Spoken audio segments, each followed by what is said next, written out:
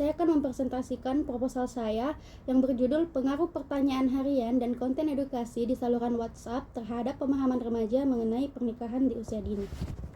Adapun latar belakang penelitian saya, yaitu pernikahan dini adalah pernikahan yang dilakukan antara pria dan wanita yang belum mencukupi umur yang sudah ditetapkan oleh undang-undang. Pernikahan usia dini merupakan pernikahan yang terjadi oleh pihak-pihak yang usianya masih sekitar 10 sampai 19 tahun. Usia tersebut termasuk usia yang belum matang secara ekonomi dan juga psikologisnya.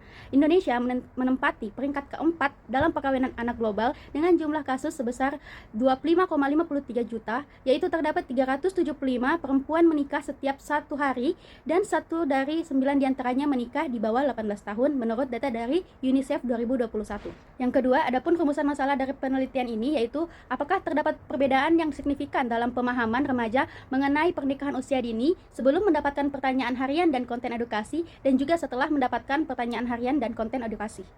Lalu adapun tujuan penelitian saya terbagi menjadi dua, yaitu tujuan umum dan tujuan khusus. Tujuan umum di sini, penelitian ini bertujuan untuk mengetahui apakah ada perbedaan yang signifikan dalam pemahaman remaja mengenai pernikahan dini sebelum mendapatkan pertanyaan harian dan konten edukasi dan juga setelah mendapatkan pertanyaan harian dan konten edukasi. Tujuan khususnya sendiri yaitu mengidentifikasi pengaruh pertanyaan harian dan konten edukasi pada saluran WhatsApp terhadap pemahaman remaja tentang pernikahan usia dini. Adapun manfaat penelitian saya terbagi menjadi dua, yaitu manfaat teoritis dan juga manfaat praktis.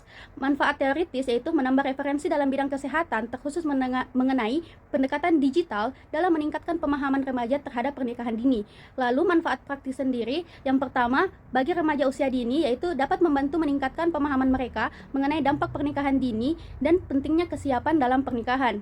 Yang kedua, untuk peneliti selanjutnya, menjadi referensi dan landasan untuk penelitian lebih lanjut mengenai pemanfaatan media sosial sebagai media edukasi dalam isu-isu kesehatan dan isu-isu sosial. Selanjutnya, adapun kajian teori dari proposal ini yaitu WhatsApp atau yang sering dikenal dengan sebutan WA menjadi salah satu media sosial yang paling aktif digunakan pada semua kalangan.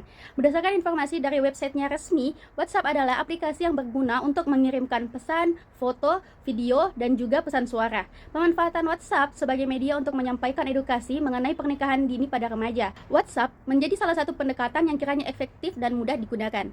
Pernikahan dini menjadi tren yang sampai saat ini masih sering terjadi. Berdasarkan data statistik dan kajian yang pernah dilakukan, pernikahan dini masih menjadi persoalan sosial di Indonesia. Data Bappenas menunjukkan 34,5% anak di Indonesia menikah dini. Keputusan pernikahan dini juga didasari karena diri sendiri dan juga karena orang lain. Adapun faktor pendorong dari pernikahan dini yaitu faktor ekonomi, implementasi program kesehatan yang tidak memadai, dan kurangnya pengetahuan dan juga budaya dari masing-masing individu itu sendiri. Adapun dampak dari pernikahan dini seperti labilnya dalam mengambil keputusan, perceraian, dan juga KDRT. Pernikahan dini dapat dicegah dengan memberikan edukasi, memberdayakan anak dengan informasi keterampilan, mendidik dan menggerakkan orang tua, dan juga meningkatkan akses kualitas pendidikan formal bagi anak. Pencegahan pernikahan dini juga dilakukan di negara luar seperti di Bangladesh dan India. Upaya pencegahan pernikahan dini pada negara tersebut, mereka menjalankan program yang berupa Adolescent Girls and Gender Empowerment Program yang bertujuan untuk menyediakan pendidikan keterampilan hidup dan dibekali dengan pengetahuan mengenai kesehatan dan isu gender. Selanjutnya, adapun kerangka pikir yaitu ada variabel X1 dan X2, yaitu pada variabel X1 yang artinya variabel bebas atau variabel yang mempengaruhi. Variabel bebas di sini sendiri pertanyaan harian dan juga konten edukasi. Adapun variabel Y atau variabel dependen atau yang dipengaruhi yaitu pemahaman remaja mengenai pernikahan dini. Modelnya seperti ini karena dua variabel X sama variabel Y itu bekerja secara simultan atau secara bersama-sama untuk mempengaruhi pemahaman remaja mengenai pernikahan dini. Selanjutnya, adapun jenis penelitian dan lokasi dan waktu penelitian. Jenis penelitian di sini, jenis penelitian yang saya gunakan yaitu kuantitatif dengan penelitian eksperimen dengan desain pretest dan posttest tanpa kelompok kontrol. Dan juga ada lokasi dan waktu penelitian. Lokasi penelitian di sini saya mengambil di Sekolah Menengah Atas X di Makassar, dan juga waktu penelitian di sini dilakukan pada bulan Agustus sampai Desember 2024. Desain penelitian di sini menggunakan desain eksperimen dengan desain pretest dan posttest. Desain ini dilakukan dengan cara memberikan perlakuan pertanyaan harian dan konten edukasi. kepada kelompok eksperimen lalu membandingkan hasilnya sebelum diberikan pertanyaan harian dan konten edukasi dan setelah diberikan pertanyaan harian dan konten edukasi. Data yang dikumpulkan akan digunakan untuk menguji apakah ada perbedaan signifikan dalam pemahaman remaja mengenai pernikahan di usia dini. Adapun populasi dan sampel, populasi di sini saya mengambil remaja yang berumur 15 sampai 19 tahun yang memiliki WhatsApp dan siap mengikuti penelitian, dan juga sampelnya di sini saya mengambil remaja pada usia 15 sampai 19 tahun yang akan dibuat menjadi satu kelompok, yaitu kelompok eksperimen yang berisi 30 remaja yang akan diberikan edukasi mengenai pernikahan dini dan juga akan diberikan pertanyaan harian. Selanjutnya ada definisi operasional. Definisi operasional sendiri ada variabel bebas dan juga ada variabel terikat. Kalau variabel bebas atau independen itu yaitu ada pertanyaan harian. Pertanyaan hariannya itu bisa berupa esai dan juga bisa berupa pilihan ganda. Kalau konten edukasinya itu bisa berupa video pendek atau video animasi atau juga berupa poster. Kalau variabel terikatnya itu yaitu pemahaman remaja terhadap pernikahan dini. Selanjutnya adapun prosedur penelitian. Prosedur penelitian di sini yang pertama ada persiapan penelitian, yaitu yang pertama menyusun kuesioner pretest dan posttest. Menyusun kuesioner untuk mengukur pengetahuan remaja mengenai pernikahan usia dini. Yang kedua ada menyusun materi edukasi. Menyusun materi edukasi itu berupa video, infografis, video animasi dan juga pertanyaan harian dan yang akan dikirimkan melalui WhatsApp. Materi tersebut berfokus pada isu pernikahan usia dini, dampaknya, serta faktor penyebabnya.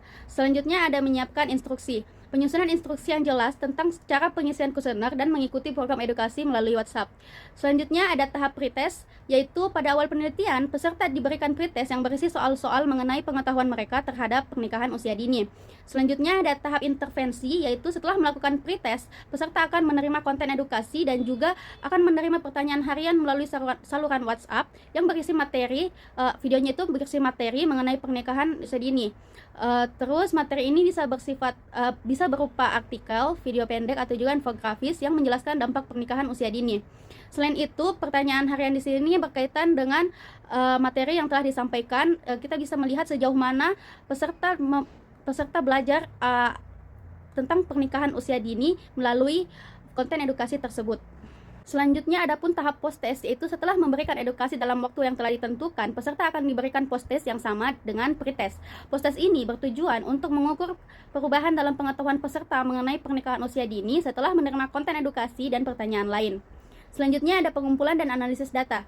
Pengumpulan data di sini, data akan dianalisis untuk melihat apakah ada perubahan yang signifikan dalam pengetahuan peserta mengenai pernikahan di usia dini. Dan juga analisis data di sini menggunakan uji Pearson test jika data terdistribusi normal dan juga atau menggunakan uji Wilcoxon jika data tidak terdistribusi normal untuk mengetahui perbedaan antara skor pretest dan juga skor posttest. Terus yang keenam ada pelaporan hasil penelitian. Di sini setelah analisis data, hasil penelitian disusun dalam bentuk laporan yang mencangkup analisis statistik dan kesimpulan. Laporan ini akan menjawab pertanyaan utama penelitian ini mengenai pengaruh pertanyaan harian dan konten edukasi terhadap pemahaman remaja mengenai pernikahan di usia dini. Selanjutnya ada teknik pengumpulan data. Yang pertama ada pretest. Pretest sendiri yaitu kuesioner yang diberikan pada awal penelitian untuk mengukur pengetahuan awal remaja mengenai pernikahan usia dini. Dan kedua, adapun post-test, kuesioner yang diberikan setelah tahap intervensi untuk mengukur perubahan pengetahuan mereka terhadap pengetahuan pernikahan dini. Selanjutnya, adapun instrumen penelitian. Yang pertama ada kuesioner pretest dan posttest.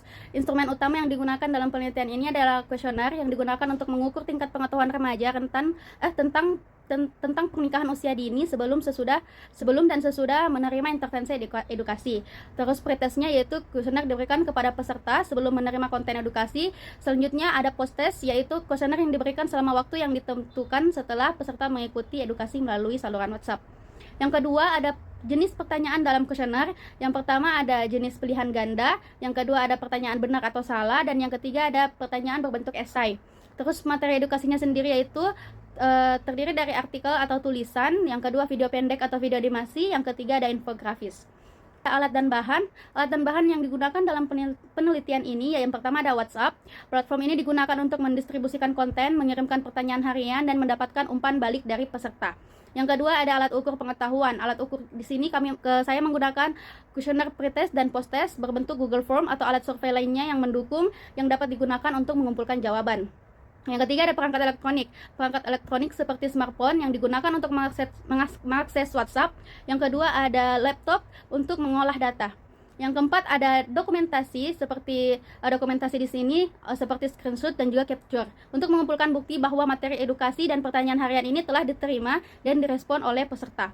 Yang kelima ada akses internet, yaitu koneksi internet yang stabil digunakan untuk mengirim pertanyaan dan juga untuk menjawab pertanyaan sehingga peserta dapat mengisi kuesioner tanpa kendala. Sekian presentasi proposal penelitian saya, lebih dan kurangnya mohon dimaafkan. Wassalamualaikum warahmatullahi wabarakatuh.